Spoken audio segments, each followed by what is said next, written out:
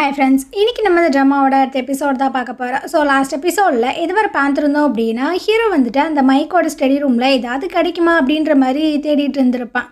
அதே சமயம் நம்ம ஹீரோன்னு பார்த்தீங்கன்னா திடீர்னு கண்ணை முழிச்சு பார்க்குறா. என்ன அப்படின்னா அவளுக்கு பசிக்குது போல்.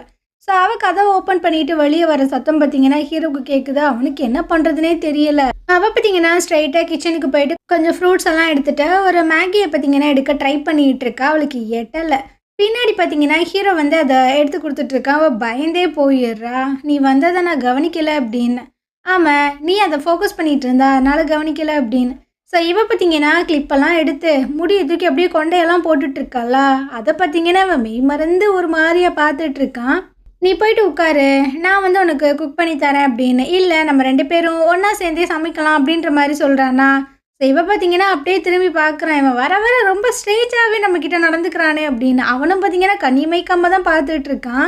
சரின்னு சொல்லிட்டு 2 பேரும் பார்த்தீங்கன்னா அப்படியே காயெல்லாம் கட் பண்ணிகிட்டு இருக்காங்க. அப்போது இவன் பார்த்தீங்கன்னா அவளை திரும்பி ஒரு மாதிரி திரும்பவும் பார்க்குறானா. அவள் வந்து சொல்லிகிட்டு இருக்கா, எல்லாருமே எதுக்காக எதையோ தேடி என் வீட்டுக்கு வராங்க. ஒரு வேலை மைக் வந்துட்டு ஏதாவது விட்டுட்டு போயிருந்துருப்பானோ, அதுவும் அந்த காசு ரிலேட்டடாக இருக்குமோ அப்படின்னு. மேபி இருக்கலாம் அப்படின்ற மாதிரி தான் சொல்லிகிட்டு இருக்கான். அப்புறம் அந்த லியாங் வந்தான்ல, அவன் வந்தப்போ என்கிட்ட பேசின அந்த கான்வர்சேஷன் எல்லாத்தையுமே நான் ரெக்கார்ட் பண்ணி வச்சுருக்கேன், அதை நீ வேணால் பார்க்குறியா அப்படின்னு. இவன் பார்த்தீங்கன்னா அப்படியே ஸ்டாப் ஆயிடுறான். இல்லை, இப்போ ரொம்பவே லேட் ஆயிடுச்சுல, நாளைக்கு பார்த்துக்கறலாம் அப்படின்ட்டு. ஓகே அப்படின்ற மாதிரி இவளும் சொல்கிறான். இதுக்கப்புறமா அந்த ஃபங்கு மென் 2 பேர்த்தையும் காட்டுறாங்க. இவங்க 2 பேரும் வந்துட்டு சீக்ரெட்டாக ரூம்குள்ளே போயிட்டு பேசிகிட்டு இருக்காங்க. இல்லையாங்க இந்த மாதிரி யாரோ ஒருத்தவங்க அட்டாக் பண்ணியிருக்காங்க, யார் என்ன அப்படின்றது தான் தெரிய மாட்டுது அப்படின்னு. சரி, இவன் எதுக்காக அந்த காரெல்லாம் நிறுத்தக்கூடிய இடத்துக்கு போனா, எதுக்கு அப்படின்னு. ஏன்னா மைக்கோட ஒய்ஃப் வந்து சொன்னாங்களாமா, ஒரு முக்கியமான விஷயம் நான் பண்ணுறதுக்கு இருக்குது, அதை பண்ணி ஆகணும் அப்படின்னு. அதனால தான் அவன் ஏதாவது அந்த காரில் கிடைக்குமான்னு அங்கே தேடி பார்க்க போயிருந்துருப்பான்னு நினைக்கிறேன் அப்படின்னு. சரி, ஓகே, அவனை ஃபுல்லாக வாட்ச் பண்ணுங்க அப்படின்னு. எனக்கு மைக்கு ஏதோ விட்டுட்டு போயிருப்பானோன்னு கொஞ்சம் பயமாக இருக்குது அப்படின்னு. என்ன பேசிகிட்டு இருக்க, அதெல்லாம் ஒன்றும் இருக்காது, நீ நினைக்கிற மாதிரிலாம் ஒன்றும் இருக்காது அப்படின்ற மாதிரிலாம் சொல்லிட்டு இருக்காங்க. என்னதான் இருக்குன்றது தெரில. அப்படியே மறுநாள் போல் காட்டுறாங்க. நம்ம ஹீரோன்னு பார்த்தீங்கன்னா காலங்காத்தால் உட்காந்து அவன் பேசின விஷயங்கள் எல்லாத்தையுமே தான் பார்த்துட்ருக்கா. அதான் ரெக்கார்ட் பண்ணியிருந்திருப்பாள் அந்த விஷயங்களை. ஸோ ஹீரோ பார்த்தீங்கன்னா அப்படியே எந்திரிச்சு வரான். அவன் காலங்காத்தால் நீ என்ன பண்ணிகிட்ருக்க அப்படின்னு. அது ஒன்றும் இல்லை, அவன் பேசின அந்த விஷயங்களை தான் நான் பார்த்துட்ருக்கேன் அப்படின்னு. இவன் பார்த்தீங்கன்னா ரொம்ப க்ளோஸ்அப்பில் வந்து பார்க்குறான்னா. அவளுக்கு ஒரு மாதிரி திக்குன்னு இருக்கு. நான் டிவியில் கனெக்ட் பண்ணுறேன், அங்கே போய் பார்க்கலாம் அப்படின்ட்டு டிவியில் கனெக்ட் பண்ணி 2 பேரும் பார்த்துட்ருக்காங்க. அதே சமயம் யானை காட்டுறாங்க. இவன் பார்த்தீங்கன்னா அவங்க ரூம்குள்ளே தான் வந்துட்டுருக்கான். அந்த பொண்ணு பார்த்தீங்கன்னா நல்லா தூங்கிட்டு இருக்கா. ஸோ அந்த ஜன்னலோட ஸ்க்ரீன் எல்லாத்தையுமே நல்லா இழுத்து விட்டுட்டு மெதுவாக பார்த்தீங்கன்னா அவன் வெளியே வந்துட்டுருக்கான். வெளியே அவங்க மாமியார் வந்துட்டு ரெடியாக எங்கேயோ படுறதுக்காக வெயிட் பண்ணுறாங்களா. அப்போ வந்து சொல்லிகிட்டு இருக்கான், நம்ம இந்த மாதிரிலாம் பண்ணலாமா, ஒர்க் அவுட் ஆகுமா அப்படின்னு. அட, இந்த விஷயத்தில் நான் வந்துட்டு ரொம்ப பெரிய எக்ஸ்பர்ட்டு, பேசாம வா, அவள் காதில் மட்டும் கேட்காம நம்ம இங்கேருந்து போயிடலாம் அப்படின்ட்டு 2 பேரும் பார்த்தீங்கன்னா எங்கேயோ போயிட்டுருக்கானுங்க. என்ன பண்ண போகிறாங்கன்னு தெரில. இதுக்கப்புறமா திரும்பவும் நம்ம ஹீரோனை தான் காட்டுறாங்க. ஹீரோன் வந்து அந்த லியாங்கிட்ட கேட்டுருந்துருப்பாள், நீ எப்படி அந்த ஆக்சிடென்ட்டான ஸ்பாட்டுக்கு வந்த, உனக்கு எப்படி தெரியும் அப்படின்னு. அப்போ கூட அவன் சொல்லியிருந்திருப்பான், நாங்கள் 2 பேரும் ஒரு மீட்டிங்க்கு போகிறதா இருந்தோம், அவர் ஃபஸ்ட்டு போனார், பின்னாடி நான் வந்தேன் அப்படின்னு. ஸோ அதை பற்றி தான் ஹீரோ கேட்குறான். உங்ககிட்ட மைக் வந்துட்டு இந்த மாதிரி மீட்டிங் இருக்குது அப்படின்றத சொன்னானா அப்படின்னு. இவன் இல்லைன்ற மாதிரி சொல்கிறா. இல்லைனா வேறு ஏதாவது வியர்டா அன்னைக்கு காலையில் நடந்துக்கிட்டானா. வியர்டாவா? எல்லாமே வியர்டாக தானே இருக்குது. அவனோட ஆக்சிடெண்ட்டு, அவனோட ஃபோனில் இருந்த அந்த மெசேஜ் எல்லாமே டெலீட் ஆகிருக்கு. அவனோட காரில் இந்த கேமரா ஃபுட்டேஜ் எல்லாமே டெலீட் ஆகிருக்கு. என் வீட்டில் வந்துட்டு எனக்கு தேடிட்டு இருக்கானுங்க. அப்புறம் நேற்று நைட்டு கூட யாருன்னு தெரில, எவனோ ஒருத்தன் வந்து லியானை அட்டாக் பண்ணான். இதுக்கு பின்னாடி என்னதான் இருக்குன்றதே எனக்கு புரியலை. ஒரு வேளை மைக்கு இந்த அமௌண்ட்டை வாங்க வச்சு அதில் என்ன கோர்த்து விடணும்னு நினச்சிருந்துருப்பாங்களோ. இப்போ நீ என்ன சொல்ல வர, மைக்கோட ஆக்சிடெண்ட்டு ஒரு ஆக்சிடெண்ட்டாக இல்லாமல் ஒரு கொலையாக இருந்தால் என்ன பண்ணுறது அப்படின்னு. இவனுக்கு பார்த்தீங்கன்னா ஒரு மாதிரியாக தான் இருக்குது, என்னம்மா சொல்ல வர அப்படின்னு.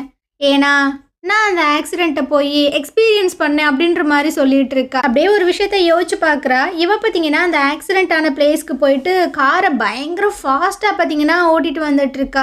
அந்த ரோட்டில் பார்த்தீங்கன்னா நிறைய டேர்னிங்ஸ் எல்லாம் இருக்குது. அதாவது நம்ம அந்த மலைப்பகுதியில் போகும்போது நிறைய டேர்னிங்ஸ் எல்லாம் வரும்ல. ஸோ அந்த மாதிரி ரோடாக தான் இருக்குது. இவளும் பயங்கர ஃபாஸ்ட்டாக வந்து சடனாக பார்த்தீங்கன்னா பிரேக் போடுறா.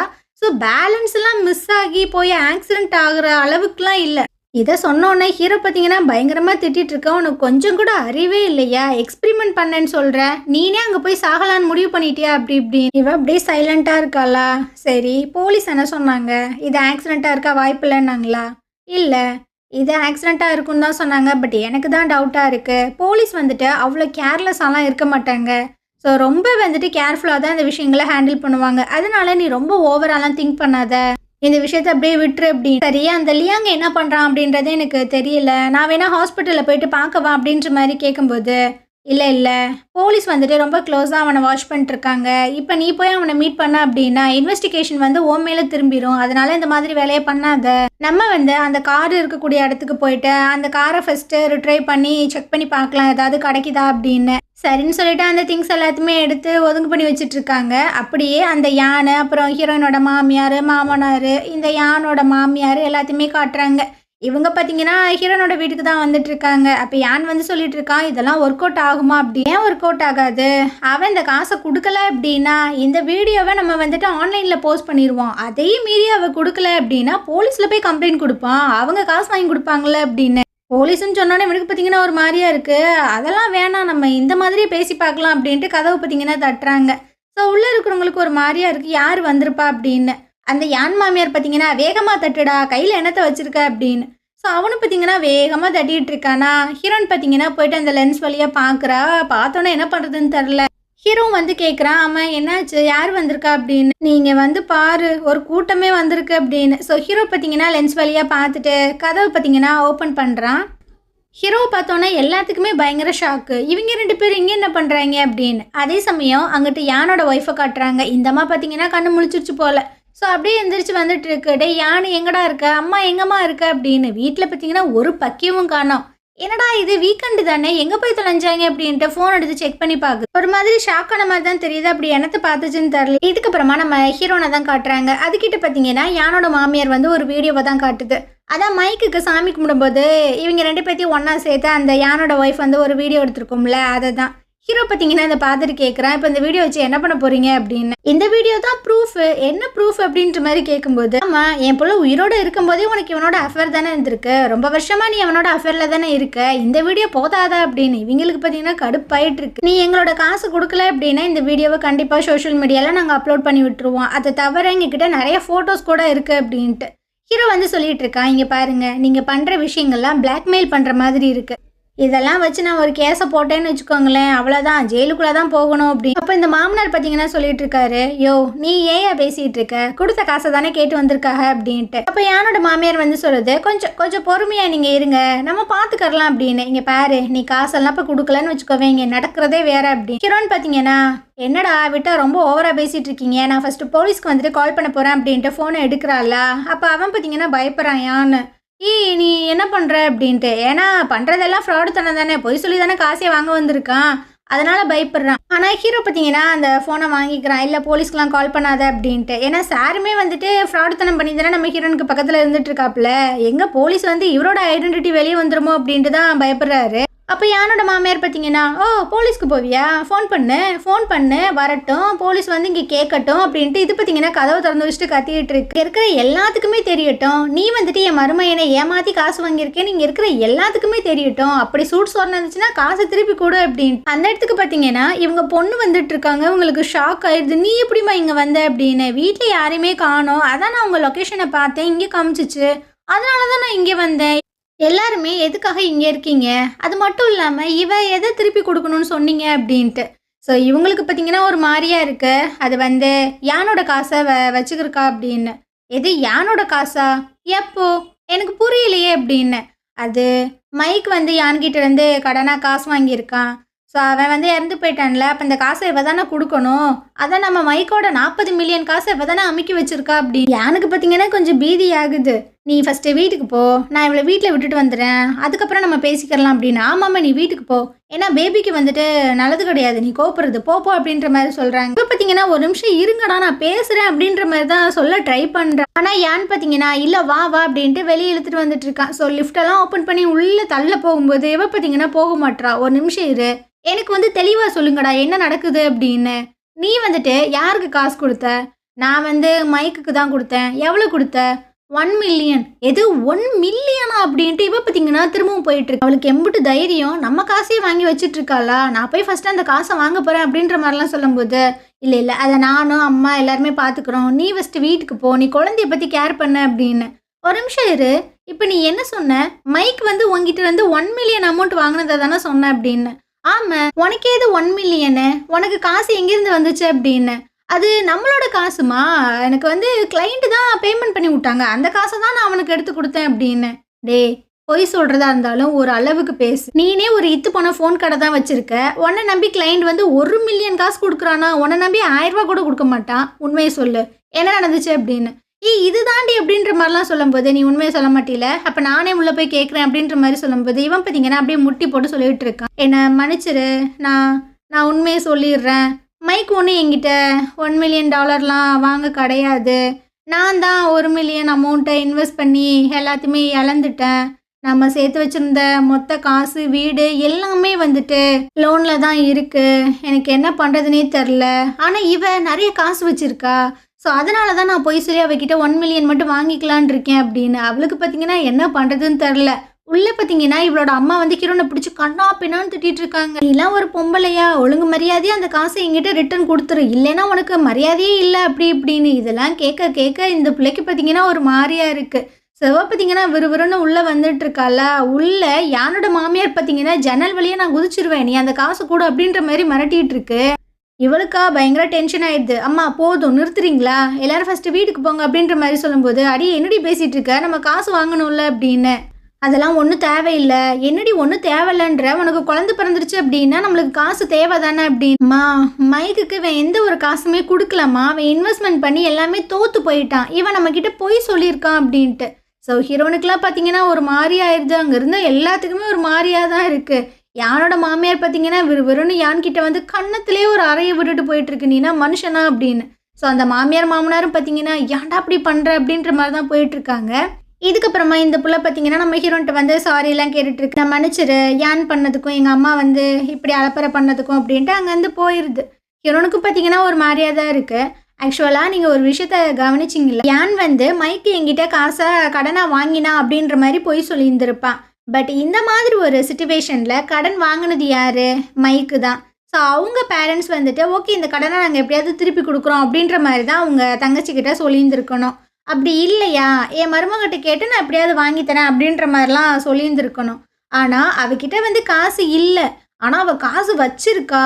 ஸோ என் பையன் வாங்கின கடனை வந்து அவள் தான் அடைக்கணும், அவற்றிருந்து நம்ம காசை பிடுங்கணும் அப்படின்னு சொந்தக்காரங்களே ஒட்டு மொத்தமாக இப்படி வந்தாங்கன்னா அது நியாயமே கிடையாது. இல்லை காசுன்னு வந்துட்டா ஃபேமிலியாவது அதாவது அப்படின்ற மாதிரி தான் இருக்குது. நான் ஹீரோன் பார்த்தீங்கன்னா நான் ஃபஸ்ட்டு போய் கிளம்புறேன், அந்த காரை போய் நம்ம பார்க்கலாம் அப்படின்ற மாதிரிலாம் சொல்லிட்டு இருக்கா. அதாவது எதுவுமே நடக்காத மாதிரி அப்படியே நார்மலாக இருக்க ட்ரை பண்ணுறாளா.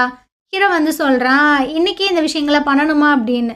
ஏன் பண்ணக்கூடாது அப்படின்ற மாதிரி கேட்குறாள. அழுகிறது தப்பு கிடையாது, உனக்கு அழுக வந்துச்சுன்னா தாராளமாக அழுகு. அப்படி அழுகணுமா?